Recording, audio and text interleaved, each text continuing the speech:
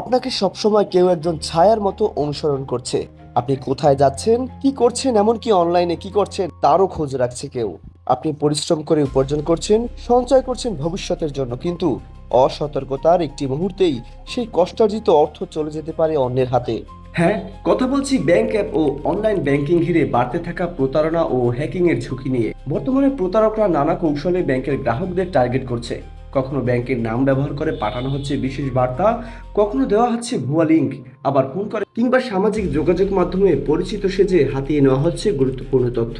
অনেক সময় বলা হয় আপনার অ্যাকাউন্ট বন্ধ হয়ে যাবে, কেওয়াইসি আপডেট করতে হবে, বিশেষ সুবিধা পেতে লিঙ্কে ক্লিক করুন। বাস, লিঙ্কে ক্লিক করার সাথে সাথে ব্যাংক অ্যাকাউন্ট থেকে উধাও হয়ে যাচ্ছে টাকা। কখনো বা ক্লিক করার আগেই অ্যাকাউন্ট থেকে হ্যাকাররা হ্যাক করে হাতিয়ে নিচ্ছে টাকা। একটি ভুল ক্লিক, একটু অসতর্কতা, মুহূর্তেই শূন্য হয়ে যেতে পারে আপনার কষ্টার্জিত সঞ্চয়। বর্তমানে এই সকল হ্যাকাররা অল্প সময়ের মধ্যেই অ্যাকাউন্ট থেকে টাকা সরিয়ে নেওয়ার চেষ্টা করে।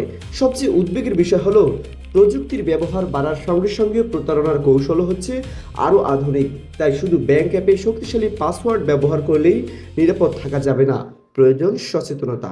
ব্যাংকের নাম ব্যবহার করে সন্দেহজনক লিংক এলে তাতে ক্লিক করবেন না। ওটিপি, পিন, পাসওয়ার্ড বা কার্ডের গোপন তথ্য কারোর সঙ্গে শেয়ার করবেন না।